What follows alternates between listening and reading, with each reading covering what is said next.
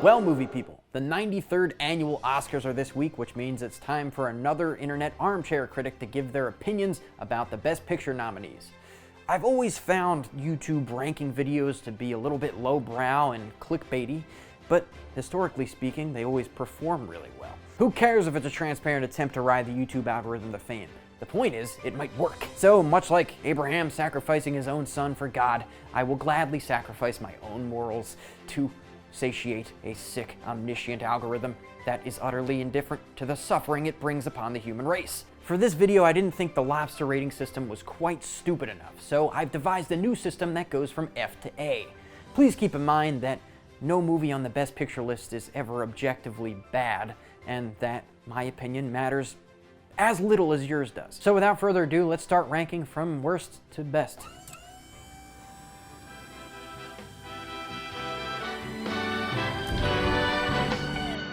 A. Ass. What? How else would we do it? Starting off in the ass tier is Menari. This movie was definitely not my cup of tea. The plot centers around a South Korean family that's trying to start a new life in the American Midwest. If you watch the trailer for Menari, you pretty much get everything you needed from the film experience, minus 2 hours. If an Oscar film's not going to entertain me, I expect it to at least hit emotional beats, and none of them really landed for me. The character work was well done in that everyone was a very believable person, but none of the characters were extremely interesting, other than maybe the grandmother. Most of the conflict stems from the characters' interpersonal relationships as they try to achieve the American dream, which is another problem I have with the movie. It's strange for the Academy Awards to highlight a movie that is intrinsically about achieving the American dream. If we take, for example, the South Korean masterpiece that was Parasite, which came out in 2019, you'll see that it's a scathing rebuke of capitalism. I f***ing hate movies that are about achieving the American dream.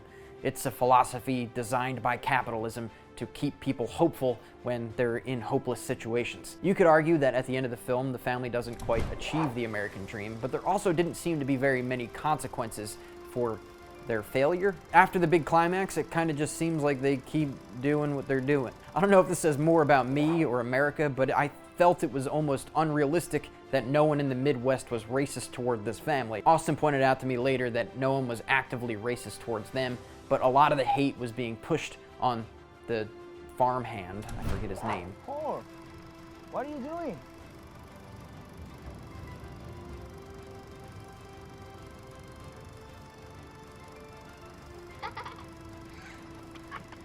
I feel as though this could have been sort of a biblical reference where all of the shame and doubt was cast upon this Christ-like figure that's carrying a crucifix throughout the Midwest. At one point, they also call their garden or farm Eden.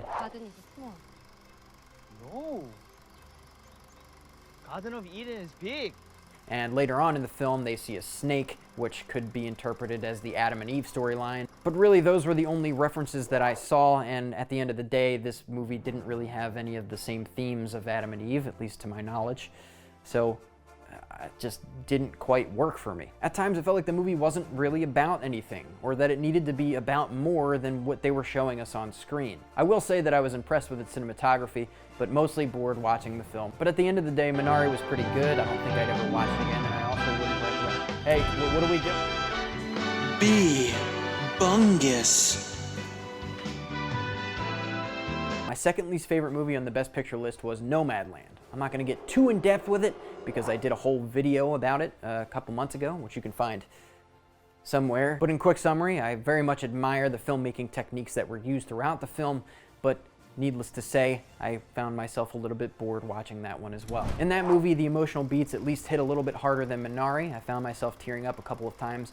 But at the end of the day, there wasn't much plot going on other than the emotional journey of the main character. And you'll find that's the case with a lot of Oscar movies, but I find the ones that I personally enjoy more focus on both plot and have a very compelling emotional journey that takes me to a place where I either cry or cheer. I think Nomadland is definitely worth the watch if you haven't seen it already, and the director and cinematographer did an amazing job. And are we seriously doing this again?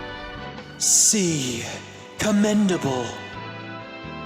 I threw the film The Father here for a number of reasons. Firstly, Anthony Hopkins is still an incredible actor at an incredibly old age. The man is giving it his A game, giving a range of emotion from scene to scene and second to second. I'll show you. I know who she reminds me of. Who? It's Lucy. Lucy when she was younger. Lucy. Yeah, my other daughter. Yes. Her unbearable habit of laughing inanely. I won't lie to you, it's a depressing subject matter because it's about dementia, but most of the movie you're kind of just intrigued at how this process is playing out in his mind rather than super saddened by what you're watching. Of course, as you start nearing the climax and the end, your emotions become more involved, and then it starts hitting home a lot harder. Although this is an emotional journey, I rated this higher than Nomadland because of its playing around with structure. The film gives you a very terrifying but realistic look into the mind of someone with dementia.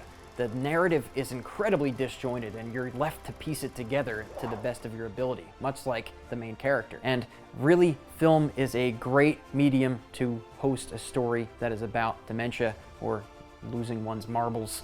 At the end of the day, I'm just going to find psychological stories like this more interesting, and I really think that the director and the... Okay, all right, no, enough. At this point in editing, Drew realized he forgot to rate The Trial of the Chicago 7. He thinks it's also commendable. D. Delightful. I put 2 films here because I was engaged and interested in both of them, and really, at the end of the day, I would be happy to watch either of them again. If I had to put one below the other, I guess I would start off with Menk. This film is pretty incredible to anyone that knows the actual history of Orson Welles creating Citizen Kane, one of the greatest movies of all time. At the end of the day, whether we like it or not, the strongest voices in the Academy are the old rich white men, and they really like film history because they lived through it. So really often on the Oscar lists, you'll see movies that are kind of meta about making films. This film takes place in the early 1900s, telling us the story of a lesser known person, the guy that actually wrote Citizen Kane. It's really cool that they chose to shoot in black and white, and the sound is a bit muffled, sort of like from that era of filmmaking. It was weird to me that they decided to go with an aspect ratio that was more modern when they were shooting in black and white and doing all this other crazy stuff. But at the end of the day, I think I sort of enjoyed that because it was like giving a modern look at this ancient historical thing. There was also no letterbox, which I find increasingly annoying, looking at you, Zack Snyder, with your friggin' Justice League. But really my favorite part about Mank was that their dialogue harkened back to an older time. No, you. Well, what's at stake here? And I remember you, Miss Davis, regaling us with stories about dodging trolley cars in Brooklyn. Your Flatbush was showing. Oh, you fractured Wally Beery's wrist Indian wrestling. Admittedly, a lucky break. Boy. Watch old movies from the 1900s and look at how much better their dialogue is. It's insane. This movie really captured that. It's sort of archaic, and even though I was not really there for the better dialogue, I kind of miss it. You know what I mean? It seems like everything Mank and the other characters say are sharp and witty, and it just really goes to show how intelligent you have to be to write dialogue like that. Given that it's the 1930s, there's also references to the rise of fascism in Germany, and they sort of make that an allegory for what's happening in real life now. This Hitler sounds like an utter trip. Shouldn't the United States do something, Mr. Tugwell? We are weighing all options. Can't last. Who in the world takes a lunatic like that seriously? Well, the last time I looked, 40 million Germans. Hitler, Schmidler. You don't turn your back on a market as big as Germany. Please. The story is really about how the rich and powerful can utilize the media to manipulate the masses in a way, and sort of how to fight back against it. I heard Pops on the phone helping to pick the president's cabinet like casting a movie. They can stop a guy like Sinclair. Couldn't you, Pops? If you pay attention to the grim reality that is today in the media in the United States, I think it's a very poignant and important story to tell. And just above that in the delightful tier, maybe like the D+ category, is Promising Young Woman. Out of all the movies on this list, this one felt like the most movie, if that makes sense. I'm a huge stickler for plot. If you can throw in good characters and have an emotional journey, by all means, and this movie has a little bit of both. I just talked about how important it is to tell time frame relevant stories in any medium, especially film, and Promising Young Woman does just that. It's a look into the toxic societal norms that lead to men raping women and then receiving absolutely no consequence. There is character work done with the protagonist, but she's very soft-spoken and seems more of a vessel for the audience to project their revenge onto. It's really a tension-filled nightmare. You never know what the protagonist is going to do next or how the person she's threatening is going to respond to the situation. You better tell me what room she's in. Tell me what f***ing room she's in. Now! You sociopath! Tell me where she is! Something we see that's really cool is that her own tragic backstory is more because of women that chose to uphold this patriarchal way of life rather than support their fellow woman. The film seems to think that they are equally as culpable as the men that are performing the actual act. Also, holy shit, the set design is incredible. There's a few awkward scenes in her parents' house where there's just paintings of dogs all over the walls. The dogs are always facing towards whoever is in the hot seat in that scene. Subconsciously, we see this and we feel threatened for the character that the dog is facing. Likewise, when she's in the office of the dean, who is a woman, we see that her walls are just filled with paintings of the founding fathers. That sort of visually indicates where she stands before she even begins to speak. She's directly benefited from this patriarchal society, so she has no intention or motivation to change it. And the walls just tell you all you need to know very quickly. Both these movies are really powerful, and I think something you need to tell at this time, and those are good reasons why these films are just so strong right now, why the Academy, okay, no. And finally, F***ing awesome.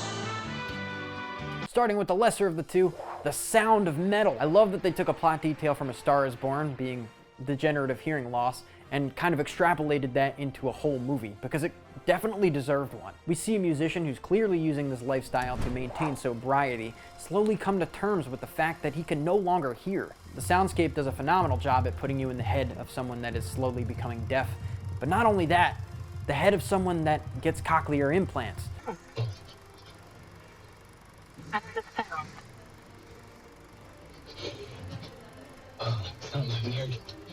The film brings in people who are actually deaf to play the parts of deaf people, which is something I admire greatly. But it also goes a long way at not making hearing impairment look like a disability, which it's not. This movie hits all the emotional beats in stride. I cried at multiple points in this film, not only at the end. There's an element of romance to it too, but eventually, at the end of the day, we really just see this young man become a mature adult. And lastly, the most fucking awesome movie this year was Judas and the Black Messiah. I did a whole video on Judas and the Black Messiah, which you can find somewhere, but again, my favorite movie of the year. I usually knock a few points off for historical movies because I find it much harder to tell a fictional narrative from scratch. But this movie, I just couldn't do it. There's incredible character work. I'm invested in the emotional journeys of multiple characters in this film, but the plot is also so tense and so high stakes that it's impossible to take your eyes away from. Not only that, but it's history that I was never taught about a very prominent black historical figure.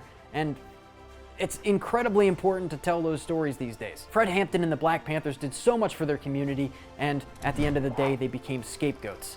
It really makes you conscious of the inherent white supremacist systems that we've all been born into. In terms of significance, great storytelling, and character, you can't beat this film this year. I'm sorry, it's impossible. So there you have it. Those are my opinions about the 2020 Best Picture nominees. If you'd like to take what I just said and impose that upon your own thought process, then by all means do so. But if you had an independent thought while watching this YouTube ranking video, let me know in the comments section so you can prove yourself smarter than me or whatever the f***. I look forward to your disparaging comments, and while you're down there, you can go ahead and subscribe so you can hate every video that I ever make from now on. Stay tuned for next week when we do the top 15 fast food items. I'm sure you'll like that one. Number 15, Burger King foot lettuce. The last thing you'd want in your Burger King burger is someone's foot fungus, but as it turns out, that might be what you get. Keep an eye out on social media and Discord for this week's movie. If you have a movie you'd like to recommend, let me know in the comment section, the Discord, or the movie list that can be found in the Discord. And as always, stay safe, stay healthy, and hopefully I'll see you next time.